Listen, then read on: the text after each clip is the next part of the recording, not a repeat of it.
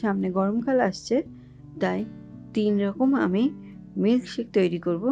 বাচ্চা থেকে বয়স্ক সকলেই যাতে পছন্দ হয় সেটাই মাথায় নিয়ে আজকের এই রেসিপি। দেখে নিন। প্রথমে তৈরি করব অ্যাপেল মিল্কশেক। এর জন্য আমি কয়েক টুকরো কাজু, কয়েক টুকরো কিশমিশ, একটু উষ্ণ গরম দুধ দিয়ে আমি এটাকে ভিজিয়ে রাখলাম 5 মিনিটের জন্য। এবার আমি এর মধ্যে একটা আপেল কুচি করে কেটে নিয়েছি, আর ওই 5 মিনিট ভেজানো যে দুধ, কাজু কিশমিশ ওটা এর মধ্যে দিয়ে দিলাম। এবার আমি 1 কাপ দুধ এর মধ্যে দিয়ে দিলাম, আর 1 চামচ চিনি। চিনিটা যে যা আন্দাজ মতো দেবেন, যে যেরকম মিষ্টি পছন্দ করবেন সেইভাবে দেবেন। আমার তৈরি হয়ে গেল অ্যাপেল মিল্কশেক। 2 টুকরো বরফ দিয়ে ঠান্ডা ঠান্ডা আমি এটা পরিবেশন করে দিলাম।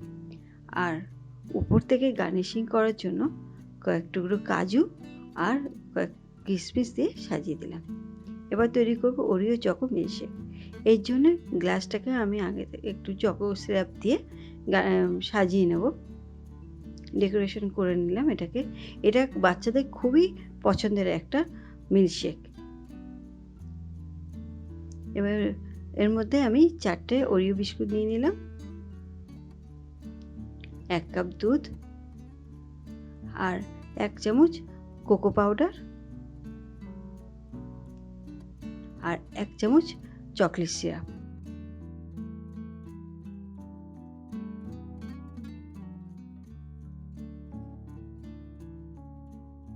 আমার তৈরি হয়ে গেল ওরিও চকো মিল্কশেক। এবার 2 কুচি বরফ দিয়ে আমি এটা পরিবেশন করে দিচ্ছি, আর উপর থেকে ছড়িয়ে দিচ্ছি একটু চকলেটের গুঁড়ো। কয়েক টুকরো চকলেট দিয়ে এটা পরিবেশন করে দিলাম। এবার তৈরি করব আমি পেঁপে কলা দিয়ে একটা মিল্কশেক। তার জন্য কয়েক টুকরো পেঁপে নিয়ে নিয়েছি, কয়েক টুকরো কলা নিয়ে নিলাম।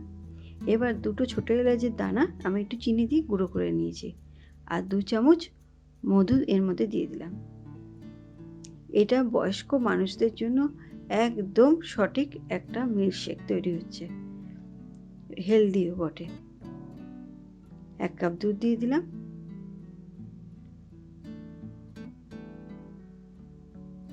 আমার তৈরি হয়ে গেল পেঁপে কলা দিয়ে মিল্কশেক। এটাও 2 কুচি বরফ দিয়ে আমি পরিবেশন করে দিলাম ঠান্ডা ঠান্ডা।